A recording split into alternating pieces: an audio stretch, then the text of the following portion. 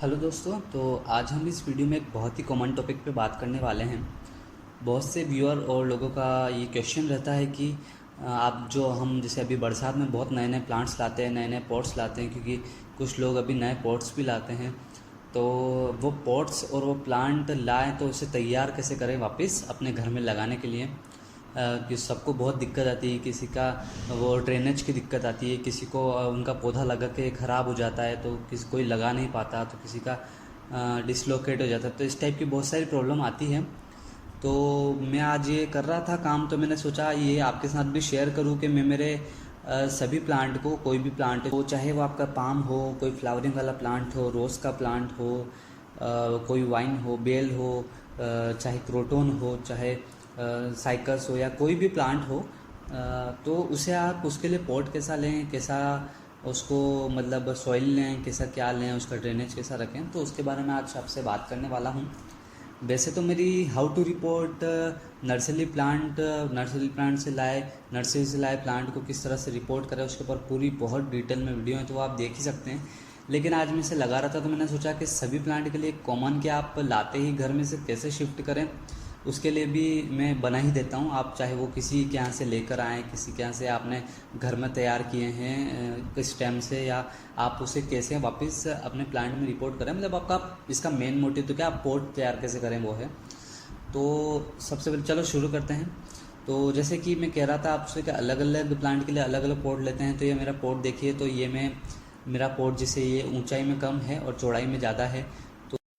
तो इसको मैं जैसे कि मनी प्लांट या कोई भी वाइन हो, बेल हो, या पोर्टिलिका या पर्सलिन या मोज रोज़, या इन किसी भी चीज़ के लिए इसे यूज़ कर सकता हूँ। तो ये इस टाइप का प्लांट है, क्योंकि आप जानते हो कि इनकी इनकी जो रूट्स है ज़्यादा हार्ड नहीं होती, ज़्यादा अंदर नहीं जाती, और इन्हें ऊपर गहराई में फैलने के लिए ज़्यादा अच्छी जगह चाहिए होती है। तो उसके लिए अपन इसे यूज़ कर सकते हैं। तो ऐसे ही साइकस के लिए मैंने मेरा एक अलग प्लांट लिया है, मैं आपको वीडियो में दिखाऊंगा। ऐसे ही छोटे प्लांट के लिए, क्रोटोन के लिए आप अलग लें, इसके लिए अलग लें। तो ऐसा हर टाइप का अपने अपने प्लांट की साइज़ के हिसाब से आप, मतलब जो आपकी प्लांट की जो ग्रोथ होगी, जो उसकी रूट्स डेवलपमेंट होगी, उस हिसाब से आप आपका पॉट ले सकते हैं। तो चलिए शुरू करते हैं।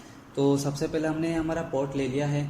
ये आज मैं मेरे साइकस को शिफ्ट करने वाला हूँ, तो मैंने सोचा आपके साथ वीडियो शेयर करूँ। तो ये मैंने मेरा पॉट ले लिया है।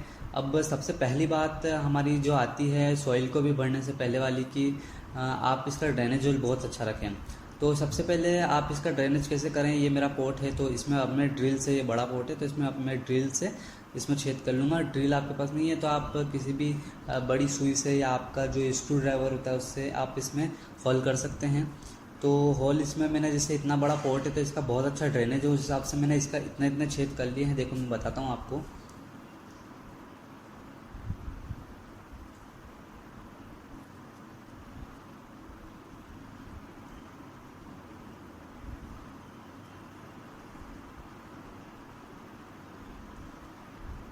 तो ये मैंने इसमें टोटल होल कर लिए हैं सब में। होल देखिए, इसकी होल की साइज़ भी अच्छी है, मैंने इससे ड्रिल से किए हैं। तो अगर आप उससे आपके स्क्रू ड्राइवर से भी करें तो उसके ड्राइवर की भी सबसे बड़ी वाली साइज़ अब यूज़ करें। अगर सबसे बड़ी वाली नहीं है तो आप छोटे छोटे फिर इससे ज़्यादा कर लें थोड़े, क्योंकि ड्रेनेज एक सबसे इम्पोर्टेंट पार्ट होता है। और उसके बाद फिर आप अगर सॉइल लगा देंगे और फिर आप सोचेंगे कि अब इसमें होल कर लें, अब इसमें हमें कमी महसूस हो रही है, तो थोड़ा सा वो दिक्कत रहता है, वो अच्छे से हो भी नहीं पाता, क्योंकि इसका इतना भारी पोर्ट आप कैसे उठा के से वापस करेंगे, ड्रेनेज इसमें वापस होल करेंगे। तो ये आप पहले से ध्यान रखें, इसमें कोई नहीं, आप अच्छे से कर सकते हैं। क्योंकि आपने जब देखा होगा, आप नर्सरी से भी कोई पॉट लाते हैं या कहीं से ख़रीद के लाते हैं तो उसके नीचे भी अच्छे से होल होते हैं, लेकिन अभी जब आप इसे दुकान से लेकर आते हैं तो उसके अंदर होल नहीं होती। तो इस टाइप से आप इसमें होल कर सकते हैं। होल करने के बाद अब इसमें हम सॉइल भरेंगे। सॉइल में हमेशा ही एक कॉमन सॉइल यूज़ करता हूँ। कॉमन सॉइल यूज़ करने का कारण मैं आपको बताता हूँ कि जैसे एक सॉइल की 3 रिक्वायरमेंट होती है। पहला तो एक गार्डन सॉइल जिसमें हर प्लांट लगता है। दूसरा वो सॉइल बहुत सॉफ्ट और मतलब वो वेल ड्रेन हो, जिसमें पानी ना ठहरे, मतलब कोई भी फंगस की या कोई भी रूट डैमेज की प्रॉब्लम ना हो पानी ठहरने की वजह से। और तीसरा उसके अंदर अच्छे से न्यूट्रेंट हो।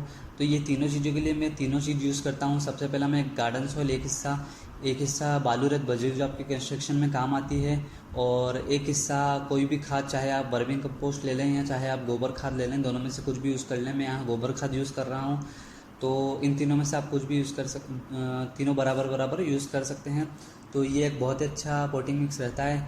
साथ में अगर आप कर सकते हैं तो जैसे इतना बड़ा पॉट है, आपकी साइज़ अगर पॉट की छोटी है तो आप उसके हिसाब से सेट कर सकते हैं। मेरा इतना बड़ा पॉट है तो मैं इसके अंदर 2 चम्मच नीम खली डाल दूंगा। नीम खली मैं इसलिए डालता हूँ क्योंकि वो अच्छी फ्लावरिंग में काम भी आती है, थोड़ा सा उससे पौधा हेल्दी रहता है, पौधे के अंदर न्यूट्रिएंट्स चल जाते हैं, वो एक तरीके की खाद होती है। साथ ही उसमें कोई भी इंसेक्ट बग वगैरह लगने की चांसेस कम रहती है। तो नीम खली आप डाल सकते हैं 2 चम्मच नीम खली क्या इतना बड़ा पॉट के अंदर 2 चम्मच हो जाती है क्योंकि वो थोड़ी स्ट्रॉन्ग होती है। अगर आपके पास नीम खली नहीं है तो कोई टेंशन वाली बात नहीं है, आप वैसे तो स्किप कर सकते हैं, छोड़ भी सकते हैं। और एक और मैं आपको ऑप्शन बता देता हूँ। आप क्या कीजिए कि आपके जो ये नीम के पत्ते होते हैं उसको सुखाकर, और उसको सुखाने के बाद आप उसे पीस कर इसके अंदर जैसे ये एक एक हिस्सा डाला तो एक हिस्सा उसका भी, मतलब पिसा हुआ जो पाउडर होता है उसका एक हिस्सा भी डाल सकते हैं। और अगर पीस भी नहीं सकते तो ऐसे ही हाथ से चूर कर इसके अंदर डाल दें तो वो भी ठीक रहता है। तो वो एक आप डाल सकते हैं, वो एक अच्छा सा रहता है। और अगर नहीं भी डाल सकते हैं आप तो कोई बात नहीं, कोई दिक्कत वाली बात नहीं है।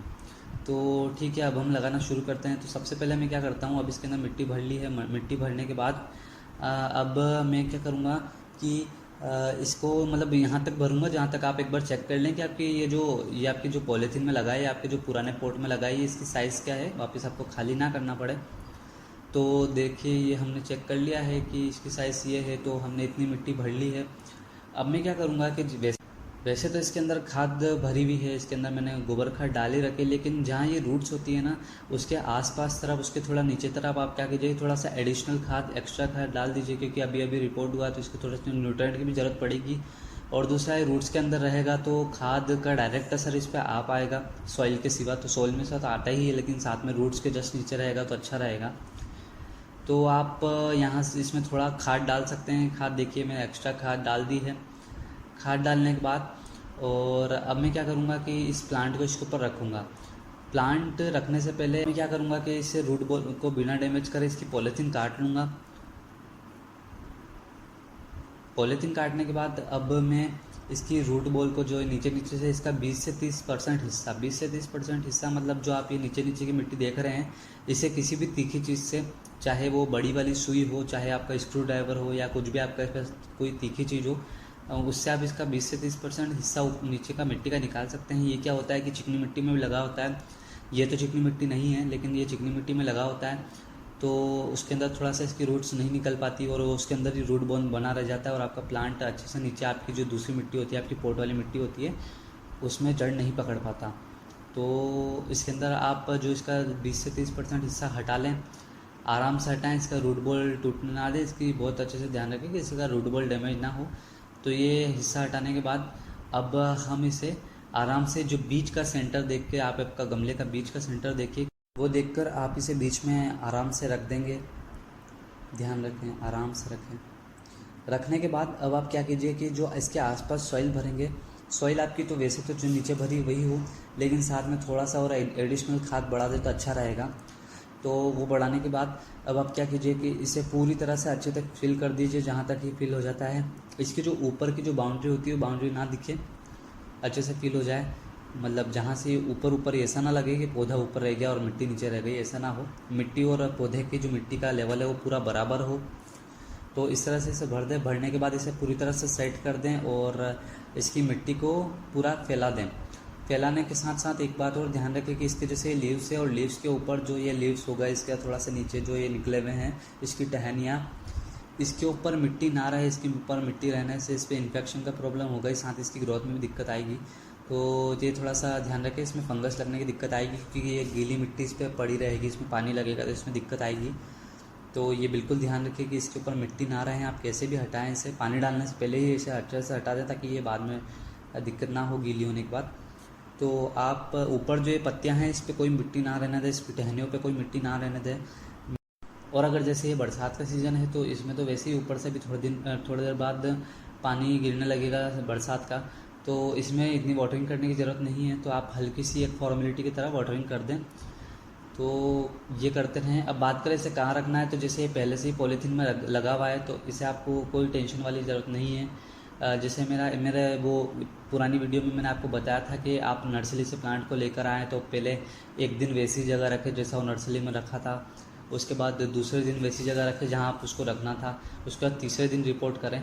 तो इसमें अब वो कोई दिक्कत नहीं है, क्योंकि ये तो मैं अभी डायरेक्ट लेकर नहीं आया हूँ, ये तो मेरे पास बहुत दिन से पड़ा है, करीब मुझे 2 हफ्ते होने आए हैं इसे रखे रखे।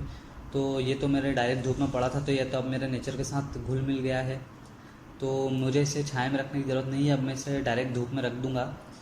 तो अगर आप नर्सरी से डायरेक्ट लाते हैं तो मैंने जैसे आपको बताया पुरानी वीडियो पे आप देख सकते हैं, तो पहले एक दिन तो जैसे वो नर्सरी के नेचर में पड़ा था, मतलब जो ग्रीन नेट में पड़ा हो, छाया में पड़ा हो, मतलब शेमी शेड में पड़ा हो, जैसे भी एरिया में पड़ा हो उसे उस तरह के एरिया में रखें, क्योंकि वो डिप्रेशन में रहता है। जैसे आप ट्रांसपोर्ट से लाएँ या उसे वहाँ से लेके आएँ तो थोड़ा डिप्रेशन में रहता है।